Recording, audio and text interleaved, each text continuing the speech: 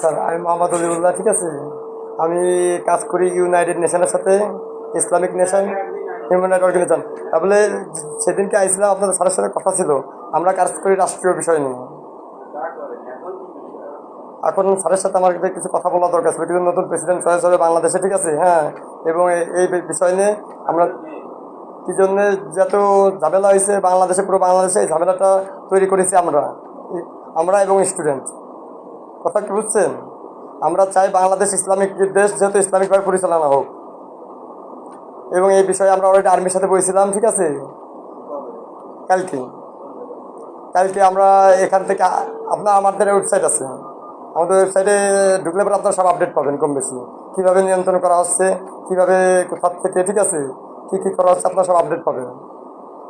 এখন আমি চাই যেহেতু সব ঝামেলা সমাধানের দিকে, ঠিক আছে। এখন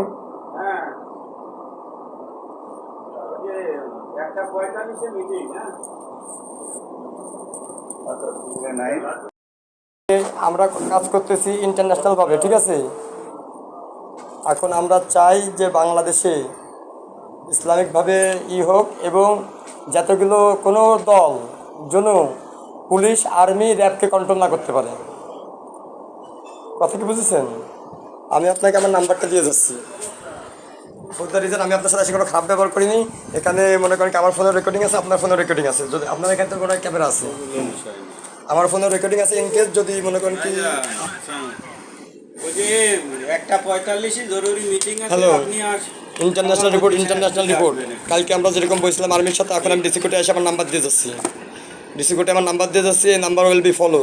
আমরা যেভাবে করতেছি এর ভিতরে আমরা অলরেডি দেখেছি বিএমপি ঢুকে গেছে, জামাত শিবির ঢুকে গেছে। ওরা ওদের নিজেদের স্বার্থের জন্য ওরা কাজ করতেছে।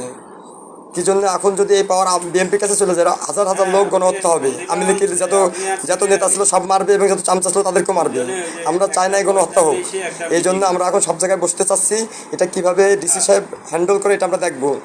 এটা কি মাগুরা ডিসি থেকে এটা ঢাকায় যাবে, ঢাকা থেকে ঢাকা হাইকোর্টে যাবে। বর্তমান পাওয়ার ঢাকা হাইকোর্টের হাতে দেওয়া হয়েছে, ওইখান থেকে এটা ফাইনাল হবে। হ্যাঁ, এবং আপনারা যারা আছেন আর্মি, এই ভিডিও আপলোড হয়ে যাওয়ার পর আপনারাও এতে সমর্থন দেবেন।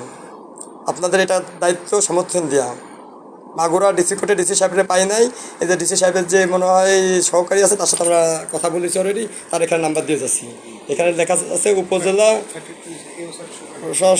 প্রশাসন শালিকা মাগুরা। শালিকা মাগুরা লেখা কেন? তাহলে এটা মাগুরা কিন্তু সদর, আমার মনে করেন না শালিকা, এখানে কিছু দেওয়া দরকার, এটা মাগুরা সদর। ঠিক আছে, তাহলে পরে আল্লাহ হাফেজ।